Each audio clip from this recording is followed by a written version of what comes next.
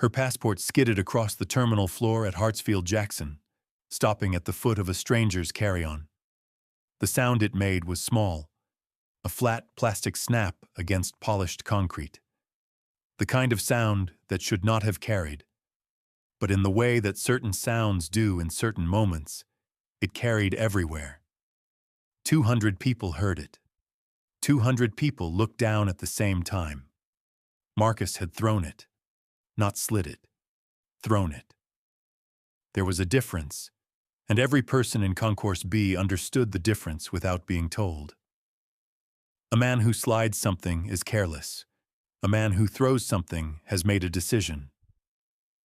Marcus Whitfield had made his decision in front of a gate agent, a church group in matching green shirts, 3 families with strollers, and 1 little girl who was looking up at her mother, waiting to be told what this meant. His girlfriend Tanya stood 3 feet behind him.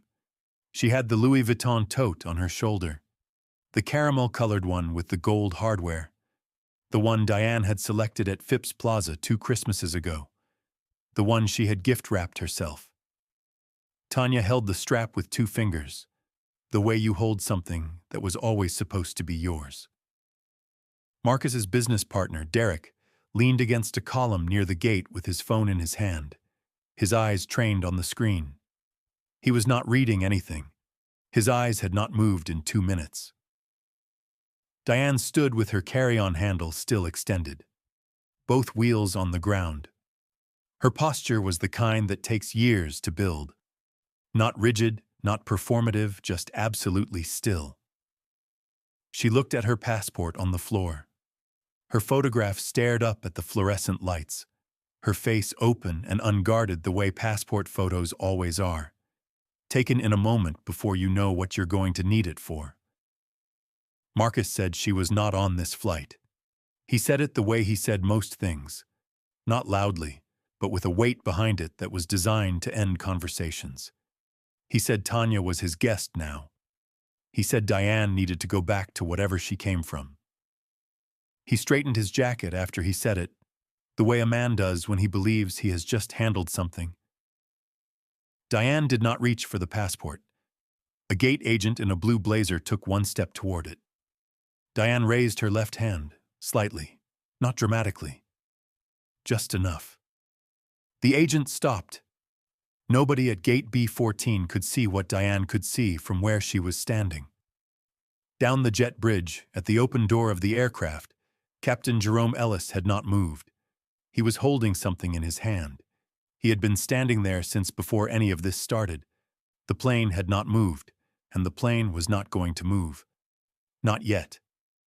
12 years earlier, Atlanta had been warm in October the way it sometimes is, holding on to summer past the point when summer has any right to stay. Diane was 31 years old and sitting across from a man at a rooftop restaurant in Buckhead who had not looked at his phone once in 2 hours. That detail alone had meant something to her.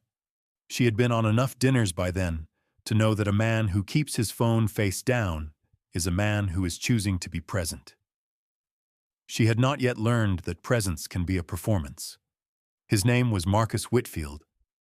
He ran a mid-sized logistics company he had built from a single contract and a borrowed truck. He talked about his business the way people talk about children, with a specific pride that knows the thing is imperfect and loves it anyway. Diane had listened to him for the better part of an hour before she realized she had not once checked her own phone. That, too, had meant something. He did not propose with a ring that night. He proposed with a folded piece of paper. He had written, in his own handwriting, a list of everything he intended to build with her. Not for her. With her.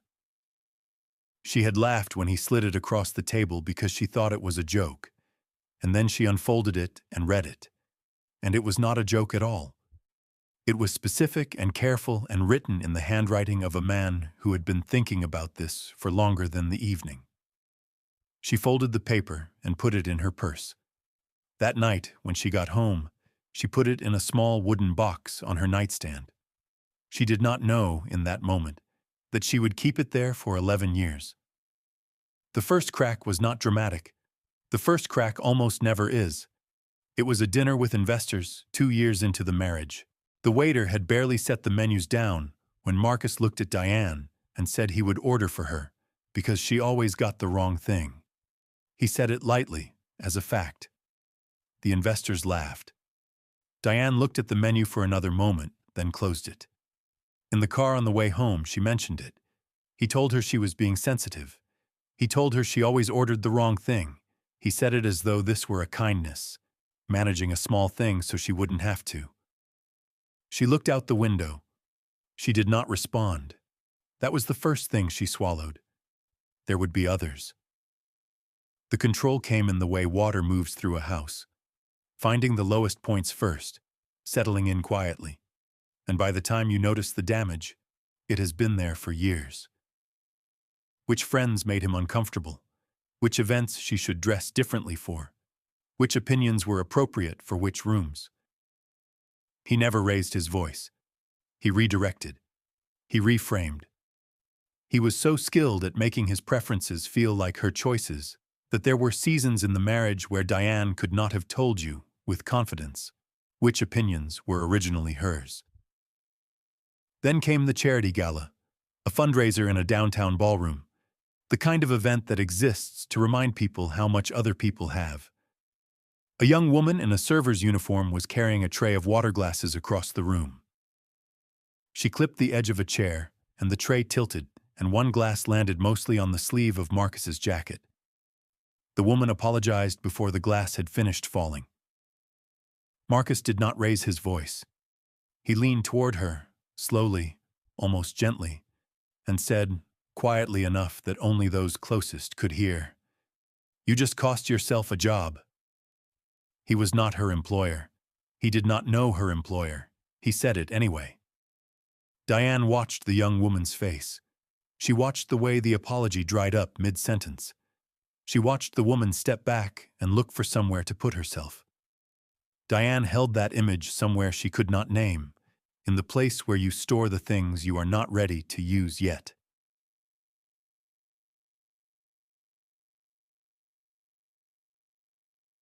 The last 18 months of the marriage did not announce themselves as an ending. They arrived in the form of small administrative adjustments, the kind that are easy to miss if you are not looking and impossible to ignore once you are. Her name was removed from 2 property documents in the same week. She found out about the first one through a title company letter that arrived addressed to Marcus alone for a property they had always held jointly. She found out about the second one the same way. She mentioned both to Marcus. He told her it was a refinancing technicality. He said her name would be added back once the paperwork cleared. She wrote down the date he said it. The consulting retainer she carried through his company, 12 years of quiet operational contribution, the kind that does not appear on an organizational chart, but holds one together, was canceled without notice. She found out when an invoice bounced. Not a conversation, not an email, a bounced invoice. She sat in her car in the parking lot of a Publix and read the rejection notification on her phone. She held the phone in both hands until the screen went dark. She sat there for 40 minutes. She did not go inside the store, but she made one decision in that parking lot that she did not tell anyone about. She found a bank branch on the other side of town and opened an account in her name alone with money she had been setting aside in increments small enough not to be noticed. She had started the account the previous year. She had not yet known then exactly what it was for. She was beginning to understand.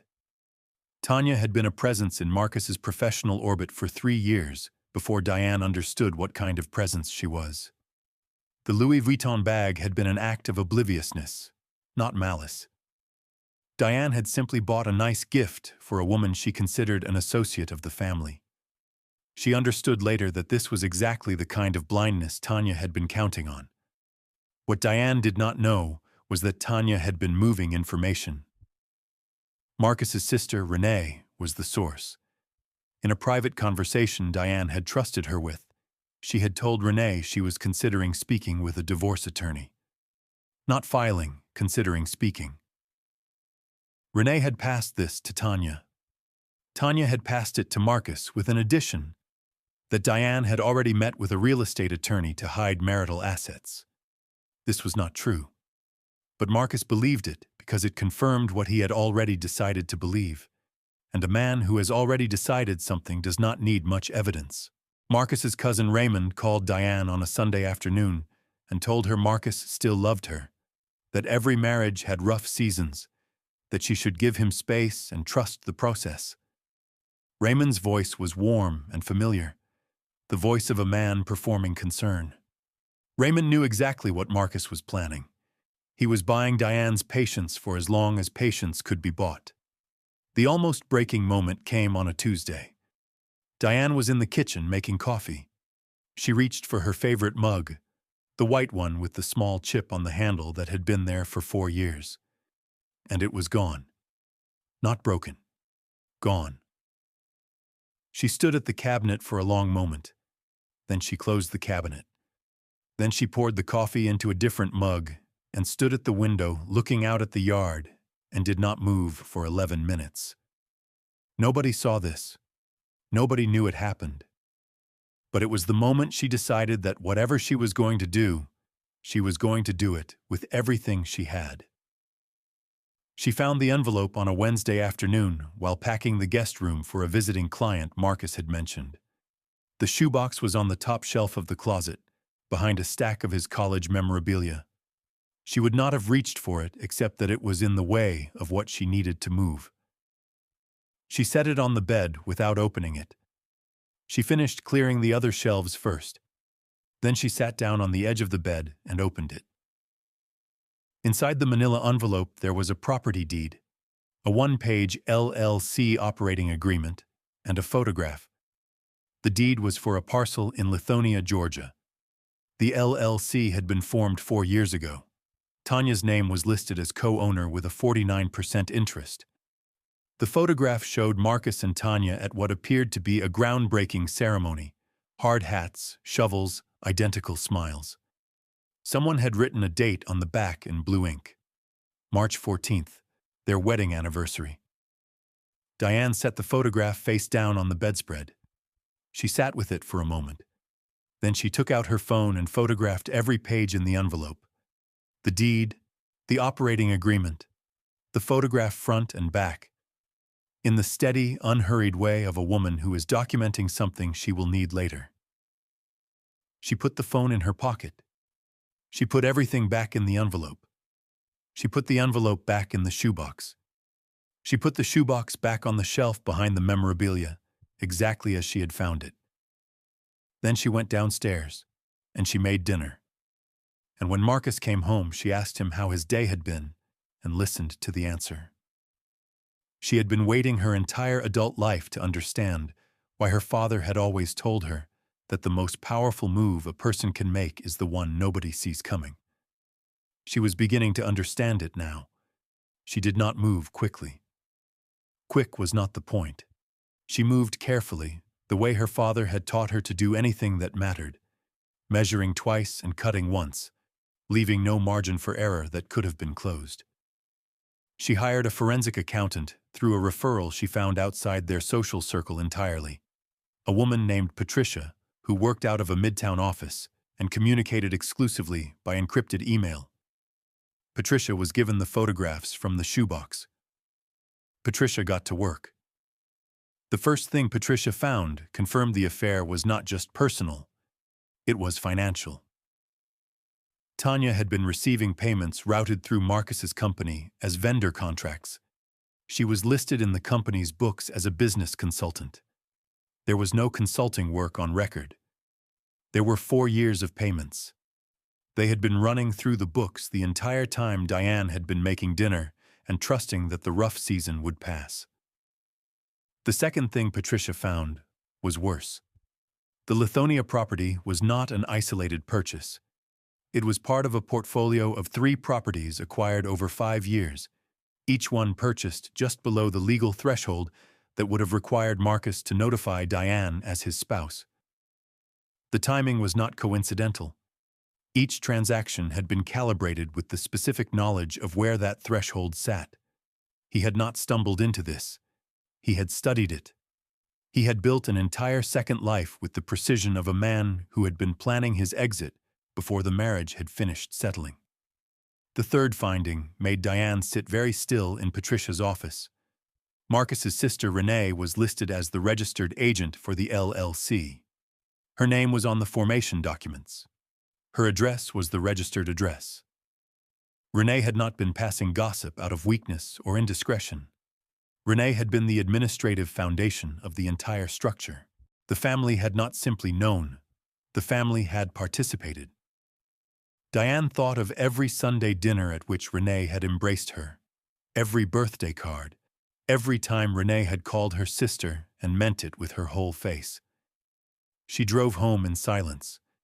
She did not turn on the radio. She sat at a red light on Peachtree for longer than she needed to, because the light changed and she did not move, and the cars behind her waited and then went around her, and she was still sitting there looking at nothing. Then she drove home. The fourth revelation did not come from Patricia. It came from a text message Diane received on a Thursday morning from a number she did not recognize. "Your father would want you to call me. I have something you need to see." She stared at the message for a full minute before she recognized the name when she saved the contact. Bishop Clarence Odom, 71 years old, former chairman of the Atlanta Business Ethics Coalition, a body with direct relationships with the City of Atlanta's Office of Contract Compliance. Her late father's closest friend for 30 years. She had not spoken to him since the funeral. She called him back within the hour. Bishop Odom met her at a diner in southwest Atlanta, a place with vinyl booths and sweet tea served in mason jars, a place that had no reason to be connected to any of the circles Marcus moved in. He was already seated when she arrived, a cup of coffee in front of him, his hands folded on the table. He looked at her the way her father used to look at her, with the specific attention of a man who is measuring something important. He slid a folder across the table without preamble. Inside was documentation she did not yet have. 2 of the vendor payments to Tanya's LLC had been routed through a federally insured business account during the period when Marcus's company held an active municipal contract with the City of Atlanta. The overlap was not a technicality. Under federal statute, it created a potential wire fraud exposure. Bishop Odom had already made a quiet call to an acquaintance at the city's Office of Contract Compliance. He had not filed anything. He was waiting. "I've been watching that man for a long time," Bishop Odom said. "Your father saw it too." Diane looked at the folder. She closed it. She picked up her sweet tea and drank from it. "How long do I have before this moves without me?" The bishop looked at her for a moment. "Long enough," he said. "If you move soon." She moved soon. The Atlanta Business Legacy Gala was held on the second Friday of November at the Marriott Marquis in downtown Atlanta. 400 guests. Round tables with white linens and low floral centerpieces. A stage at the front of the room with a podium and 2 large screens flanking it. The event was hosted by the Atlanta Business League, and this year the Founders Award, an engraved crystal obelisk presented to a member whose company had demonstrated exceptional growth and community contribution, was going to Marcus Whitfield of Whitfield Logistics. There would be a city councilman in attendance. There would be local press. There would be a promotional reel playing on the screens before the presentation. Marcus had arrived at the decision to attend this gala the way he arrived at most decisions, with the certainty of a man who has never been asked to account for himself. 3 days before the event, on a Tuesday afternoon, he had Diane removed from the company website. Her photograph, her biography, her title, her decade of quiet labor, gone. He did not mention it to her. He did not prepare a message. He simply gave the instruction to his communications manager and moved on to the next item on his calendar. Diane found out when a former colleague sent her a screenshot with a single question mark. She did not respond to the text. She put her phone face down on the counter. She went to her closet and looked for a long time at the ivory column dress she had bought 6 weeks earlier and not yet worn. The night before the gala, Tanya attended a private dinner with 4 women she considered allies. She ordered a second bottle of champagne at the end of the meal and made a toast to new beginnings. She spoke about standing beside Marcus on that stage the way you speak about something that is already done. One of the women at the table, seated near the far end, quiet the entire evening, a glass of water in front of her that she barely touched, was not there by coincidence. Her name was Sandra Webb. She was a corporate attorney. She was Bishop Odom's goddaughter. She had known about this dinner for a week. Diane RSVP'd to the gala as a guest. She arrived alone. She wore the ivory dress and her late father's watch on her left wrist. She carried nothing visibly.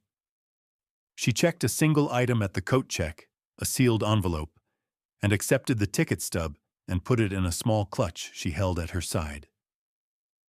People who saw her enter assumed she was there to witness her husband's celebration with the particular dignity of a woman who has not yet been told the marriage is over in public too. Several people who knew them both looked at her with the specific pity of people who are glad they are not her. She found her seat. She sat down. She put her hands in her lap. She waited. Bishop Odom was already seated at table 3, near the front, next to the city councilman. They had been in conversation for 20 minutes by the time the first course arrived. Sandra Webb was near the back of the room, a leather portfolio on the table in front of her, speaking to no one in particular. Patricia, the forensic accountant, was not in the room. Her work had already been submitted to 2 parties whose identities Diane had not shared with anyone. Marcus entered at 7:45 with Tanya at his side. He was in a black tuxedo. He moved through the room the way he had always moved through rooms, with the ease of a man who believes the room has been waiting for him. He greeted the councilman. He shook hands with the business league's president. He found his table, pulled out Tanya's chair, and sat down without once looking toward the table where Diane was seated. Everyone in that room would remember exactly where they were sitting when it happened. The promotional reel played at 8:15. Marcus's face filled both screens. Interview footage, company milestones, a clip of him speaking at a conference, another of him shaking hands in front of a warehouse with the Whitfield Logistics logo on the building. The room watched with the ambient attention of people who are waiting for the main event. The Business League president approached the podium. She read from a prepared citation. She used words like vision and resilience and community. She invited Marcus Whitfield to accept the Atlanta Business League Founders Award. Marcus walked to the stage with the particular posture of a man at the exact center of his own story. He picked up the crystal obelisk from the presenter's table. He held it for a moment in both hands. He set it on the podium and began his speech. He thanked his team. He thanked the city. He thanked the people who had believed in the vision from the beginning. He did not say Diane's name. He spoke for 3 minutes. The room listened. He was in the middle of his 4th sentence when Sandra Webb stood up from her table near the back and walked to the AV station beside the stage. She did not hurry. She placed a USB drive on the table in front of the event coordinator. She said 2 words. The coordinator looked at the drive. She looked at Sandra. She plugged the drive in. At table 3, Bishop Odom stood up. Not dramatically, just stood, the way an elder stands when something requires his presence. The city councilman beside him looked at his phone. Something changed in his face. He stood as well. Diane walked from her table to the edge of the stage. She did not step onto it. She walked to the presenter's table at the base of the stairs and set a manila folder on it. The folder was labeled in plain black ink, printed and centered. Whitfield Logistics, City of Atlanta Contract Review. She set it down the way you set down something you have been carrying for a long time. Then she stepped back. Marcus saw her at the edge of the stage and stopped mid-sentence. He recovered quickly. He had always been quick. and produced a smile that he aimed at the room like a tool. The smile did not reach his eyes. His eyes were already running the calculation. Then he saw Bishop Odom standing. He recognized the bishop the way you recognize someone whose significance you have always understood, even when you told yourself otherwise. Something shifted in his posture.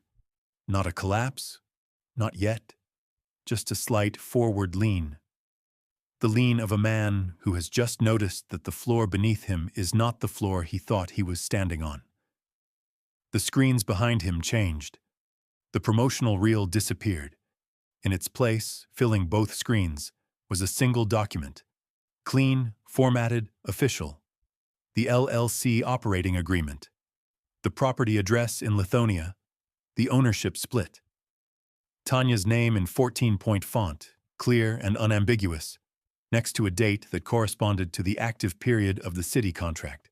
A contract number printed in the bottom margin. The room went quiet before anyone had processed what they were reading. That is the kind of quiet that only happens when a large number of people understand something at the same moment. Tanya was seated 6 tables from the stage. She looked at the screen. She looked at Marcus. Her hand went to the strap of the Louis Vuitton bag. She set it down. She did not stand up. The city councilman walked to the podium. He did not ask for the microphone. He simply stood beside it, and because he was who he was, the room gave him its attention. He said, clearly and without drama, that the City of Atlanta's Office of Contract Compliance had received a formal referral that week regarding Whitfield Logistics and a related LLC. He said the municipal contract was under administrative review pending an investigation. He named the LLC. He did not name Tanya directly. Her name was already on both screens. He did not need to. Marcus set the crystal obelisk on the podium. His hand stayed on it for a moment, then released it. He stepped back from the microphone. He did not pick the obelisk up again. There were 4 seconds of complete silence before the room found its voice. 4 full seconds. The kind that have physical weight. The kind you can feel in your chest. In those 4 seconds, Diane was already walking back to her table. Her hands were at her sides, empty. Her father's watch caught the light once as she moved through the room, a small gold flash, and then she sat down and put her hands in her lap and looked at nothing in particular while the room broke open around her. She had been waiting for this moment for 2 years. She didn't smile. The Founders Award was not formally rescinded that night. It sat on the podium for the remainder of the evening, unclaimed, while the Business League president spoke quietly with the councilman near the stage, and the remaining guests found reasons to move toward the exits earlier than the program intended. By Sunday morning, the award had disappeared from the organization's website. The photo, the citation, the press release. By Monday afternoon, a brief statement had been issued, referencing an ongoing administrative matter and the League's commitment to ethical standards. It said nothing specific. It did not need to. The municipal contract suspension was effective the following Tuesday. It was Marcus's largest single revenue source, 38% of the company's annual contract revenue. 3 members of the Whitfield Logistics Board of Directors sent a joint email requesting an emergency meeting. Marcus did not have enough votes to control the outcome of that meeting. He knew it before he walked in. His name appeared in the Atlanta Journal-Constitution on Wednesday morning. Not the front page. The business section, page 3, below a story about a new mixed-use development in Westside. Page 3, somehow, was worse. Front page is a spectacle. Page 3 is a record. Tanya did not call him after the gala. She did not return the calls he made on Saturday or Sunday. Her LLC was dissolved within 30 days. A 1-page filing with the Secretary of State, no announcement. 6 weeks later, she was seen at a professional conference in Charlotte, introducing herself with a new title and a business card that contained no reference to Atlanta or to anything that had her associated with the name Whitfield. She moved through that conference room with the focused energy of a woman running a very specific distance from a very specific thing. Renee came to Sunday dinner at her mother's house 3 weeks after the gala, the way she always had. The table was set the way it always was. Her mother, Claudette, 74 years old, a woman who had raised 2 children in a house where the volume was always measured and the disappointments were always named quietly, carried 2 cups of tea from the kitchen. She set one in front of Renee. She held the other in both hands and looked at her daughter for a long moment. Then she said 4 words. "You knew. That's enough." She put her cup on the table and walked back to the kitchen. She did not raise her voice. She did not come back. Renee sat with her tea until the surface went still and the steam stopped rising, and she did not drink it, and she did not leave. And the silence in that dining room was the loudest thing she had ever sat inside. Diane did not give a statement to the press. She did not post. She did not call Marcus. She did not attend the board meeting, though she was entitled to. Her attorney, operating from a quiet office on Peachtree Street, handled every subsequent matter with the efficiency of someone who has been fully briefed and fully prepared and is no longer in any hurry because the outcome has already been determined. Diane sent her attorney a single text after the gala. "You can move forward." Her attorney moved forward. Near the coat check, at the end of the evening, a woman Diane had never met in her life found her waiting for her envelope. The woman was older, silver dress, the kind of presence that fills a room without effort. She took both of Diane's hands in hers and held them for a moment. The way people hold things they understand to be fragile and strong at the same time. She said, "Your daddy raised you right." She did not explain how she had known her father. She did not give her name. She released Diane's hands and walked away through the dispersing crowd, and by the time Diane thought to ask, she was already gone. The following Saturday morning was quiet, in the way that Saturdays in late November can be. The particular stillness of a city that has not yet decided to be awake. The kitchen held the smell of coffee and the gray early light that comes in low through the east-facing window and lies in a long rectangle on the floor. The wooden box was on the kitchen table. Diane had brought it down from the bedroom shelf the night before and left it there without opening it. She sat down at the table now with her coffee in the chipped white mug. She had found it in a box in the guest room closet 2 weeks ago, behind some linens, where it had been moved and forgotten. And she looked at the box for a moment before she opened it. The folded piece of paper was still inside. It had been folded for 12 years, and the creases had gone soft, the paper thinning slightly along the folds the way paper does when it has been opened and opened again over a long time. She unfolded it. The handwriting was still clear. His handwriting, specific and deliberate. The handwriting of a man who had been thinking carefully before he wrote. She read it once.